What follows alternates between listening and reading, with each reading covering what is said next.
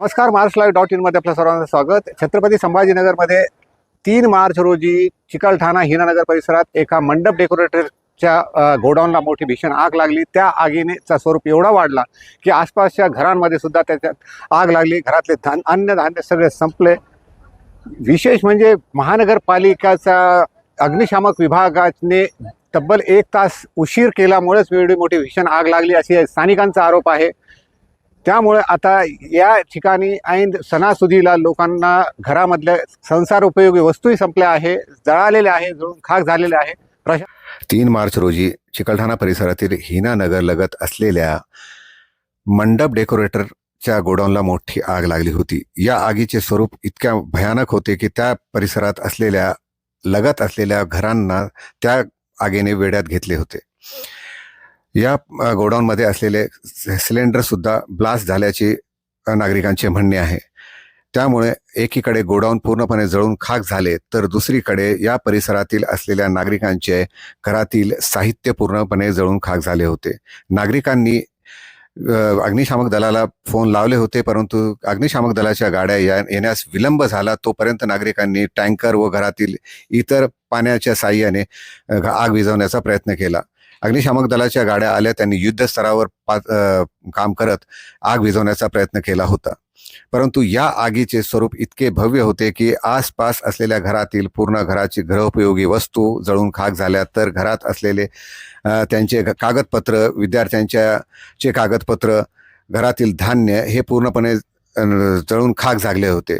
तर घरामध्ये असलेल्या इलेक्ट्रिक साहित्यही पूर्णपणे जळाले होते, तर फॅन सुद्धा उलमलून पडले होते. वक्त पे अगर फायर ब्रिगेड आती ना तो हमारा इतना नुकसान होता था. मेरे साल भर का अनाज भर के रखी थी. अनाज गया, यहाँ संदूक अलमारी सब रखे हुए थे, ऊपर सामान रखे हुए तो हो गया. मेरा 4-5 तोले सोना था. अभी पेमेंट हुई थी, कैश था घर में 50,000 रुपए, वो गए.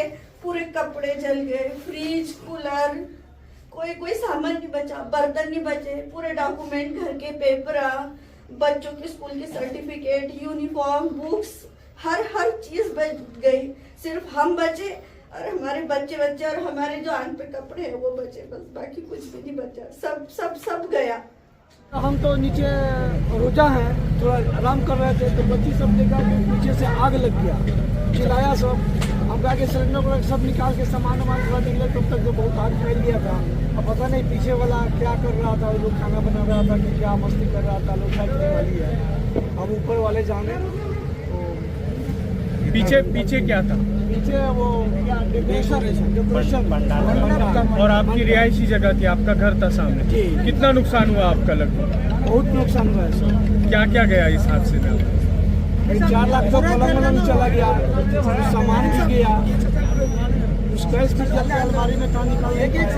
अच्छा, कितने लोग हैं आपके घर में? कोई किसी की जानो माल को नुकसान वगैरह कुछ? ये तो नहीं हुआ. अभी यहाँ हमारे हिनानगर में इतनी आग लगी, यहाँ तक के मैंने सबको कॉल किया, यहाँ तक के प्रतिनिधि को भी कॉल किया, कोई जल्दी आया नहीं. यहाँ तक के पानी ताकत आया नहीं, और बाद में आ रहे बस अपना ये वीडियो शूट कर रही है. कोई मतलब नहीं. जिसकी नुकसान हुई उसको नुकसान भरपाई करके देना. फायर ब्रिगेड की गाड़ी कम से कम 1 घंटा लेट आई कॉल लगाने के बाद.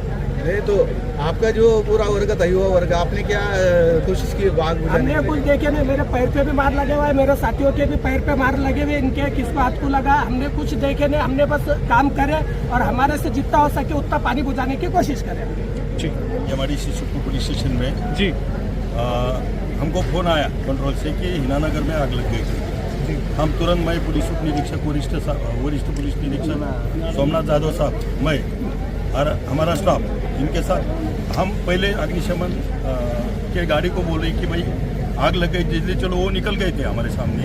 उनको मैंने हिनानगर तक मेरे हिफाजत में लाया, उसको सायरन बजाते हुए, पब्लिक को हटाते हुए.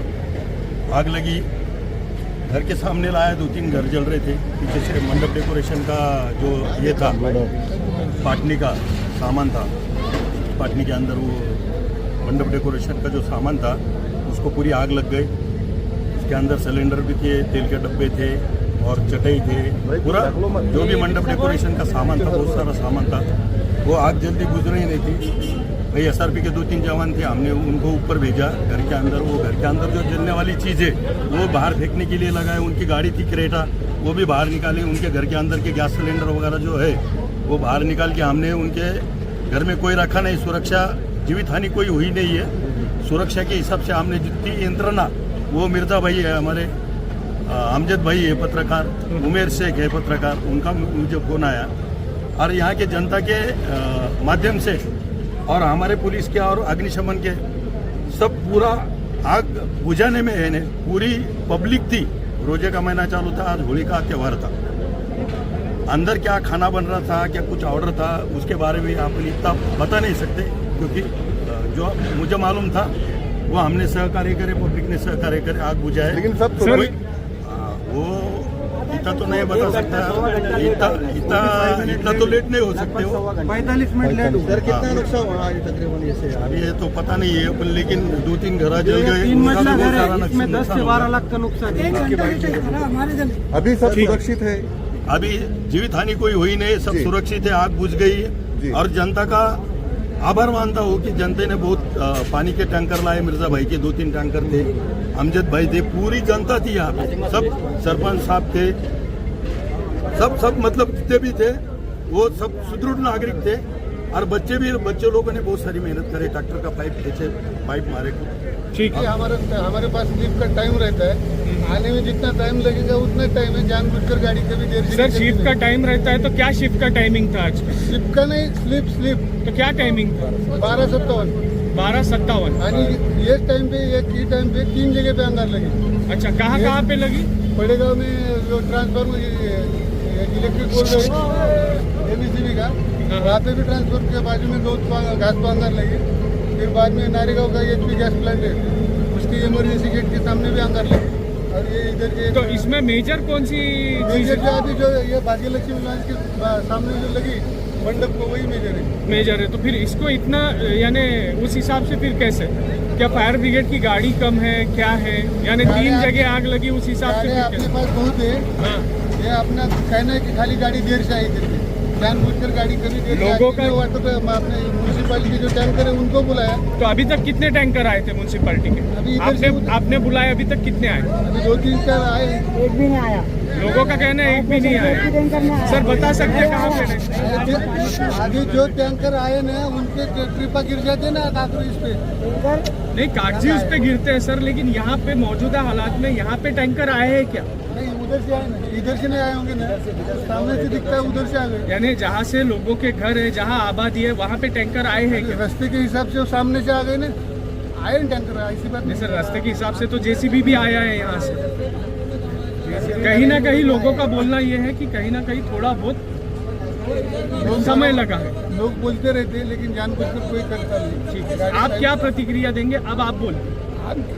जितनी कोशिश होती है उतनी जल्दी हम गाड़ी भेजने की कोशिश करते, हो सके तो जल्दी अंगार बुझा सकते। ठीक है सर, कितना नुकसान हुआ एक अंदाजा? नुकसान तो मालिक ने कुछ बोला नहीं, वो उसको एक मिला तो वो बोले बड़े भाई से पूछो, ऐसा करके। सर ये पूरा आग सहायता बिल्कुल महानगर पालिका की हलगर्दी पड़ने की वजह से, फायर ब्रिगेड के लेट आने की वजह से जो आग यहाँ पर ज़्यादा फैली है और जो आजू बाजू के घरों का नुकसान हुआ है, इसकी भरपाई कॉर्पोरेशन की तरफ से की जानी चाहिए, ये मांग मैं करता हूँ। जी, ऐसा ही हादसा 2 साल पहले छौनी में हुआ था।